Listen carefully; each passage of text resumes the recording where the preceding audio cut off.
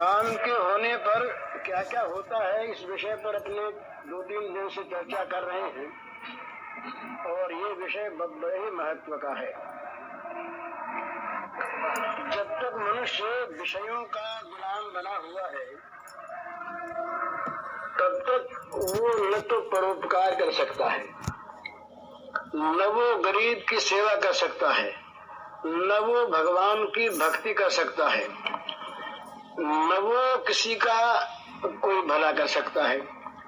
क्योंकि जहां जहां पर उसकी दृष्टि जाती है वहां वहां पर उसका मन पहले अपने लाभ की बात सोचता है और दृष्टि चूंकि विषयों में आसक्ति वाली है इसलिए विषयों की प्राप्ति में लाभ दिखता है।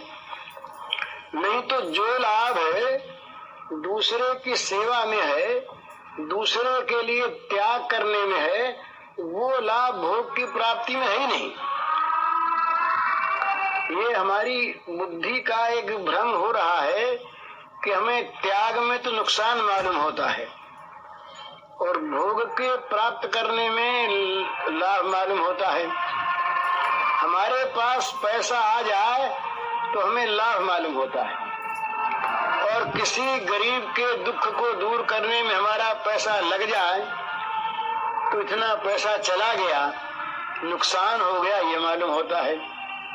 तो क्यों होता है? ये हमारी बुद्धि जो है ये विषयासक्त है और हम विषयों के गुलाम हैं, भगवान के नहीं हुए। ये जो मनुष्य की दृष्टि है ना, हम सभी की है, अधिकांश की।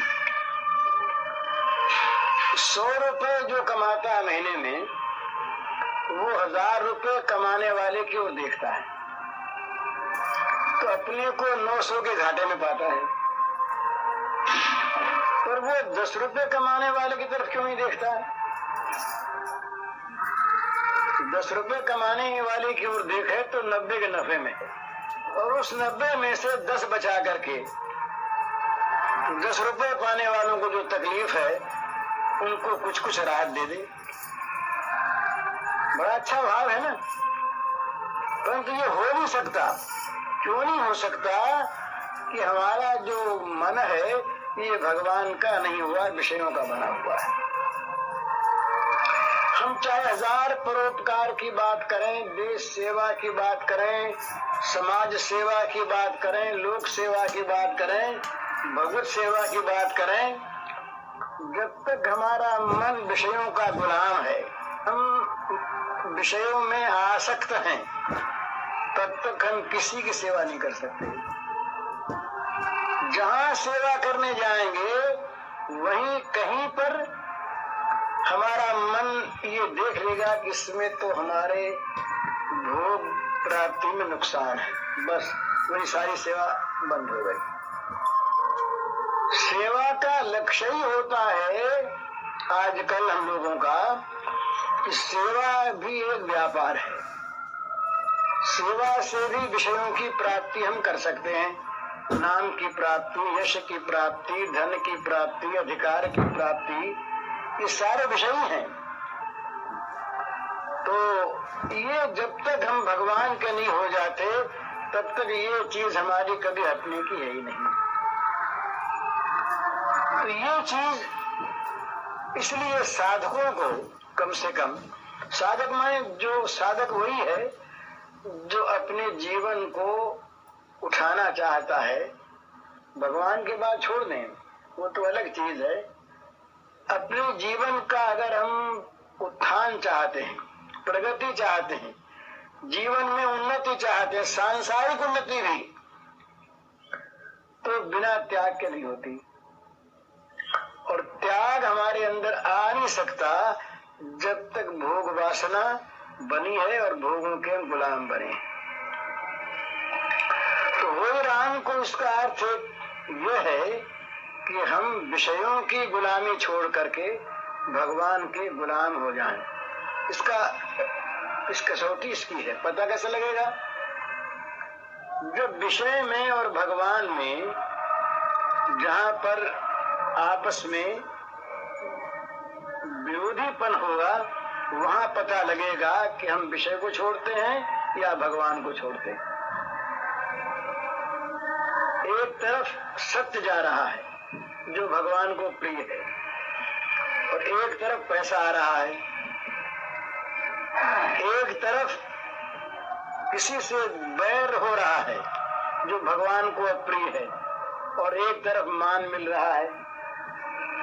वहां हम मान और धन को चाहेंगे या भगवान के लिए सत्य को और निर्भयता को चाहेंगे। ये कसौटी है। इसी पर पता लग जाएगा कि हम किसके गुलाम हैं। हम किसके गुलाम हैं इसका पता लग जाएगा इसी पर। हम क्या चाहते हैं। ये हरिश्चंद्र के सामने प्रश्न आया, एक तरफ राज्य जा रहा है, खूब राज्य जा रहा है, और एक तरफ बात सच्ची होती है। बस अब वो सत्य के लिए सारे राज्य को उन्होंने छोड़ दिया और अपने आप को डोम के हाथों बेच दिया। रानी शैब्या को, जो कभी महल से नीचे नहीं उतरी, उसको भी बेच दिया। किस लिए? वो सत्य की रक्षा के लिए। फल क्या हुआ इसका? इसका फल हुआ वहीं उसी जन्म में उनको भगवान की प्राप्ति हो गई। कितना बड़ा त्याग। जब वो रोहिताश्व, उनका छोटा राजकुमार, वो बेचारा कहाँ बिकता, वो माँ के साथ गया और बड़ी मेहरबानी करके माँ के साथ उसको ले जाने दिया। उस खरीदने वाले ने पहले तो नहीं कर दी, नहीं बच्चा नहीं जाएगा। उस बच्चे को सांप काट गया। जरा देखिए कितनी कठिन परीक्षा है। उस बच्चे को सांप काट गया, बच्चा मर गया। अब वो राजरानी थी, अभी अभी कुछ दिनों पहले, कोई पूर्व जन्म में नहीं। अब उसके पास एक फटी साड़ी है, दूसरा कपड़ा नहीं है। उसके पास जो कुछ मालिक के यहाँ से रूखा सूखा अन्न मिलता है, उसके सिवा खाने को नहीं है। उसके पास एक पैसा नहीं है जिससे वो बाजार से कोई चीज खरीद सके। लड़का मर गया, लड़के के लिए कफन चाहिए, कफन नहीं है। उसने अपनी साड़ी फाड़कर उससे बच्चे की लाश को ढका। लाश को ढक के जब वो ले गई स्मशान में, कल्पना करते आंसू आते हैं। इसलिए कल्पना करते, हरिश्चंद्र वहां पर, वो स्मशान का ठेका था डोम के, और उस डोम ने हरिश्चंद्र को वहां पर इस काम के लिए नियुक्त किया था।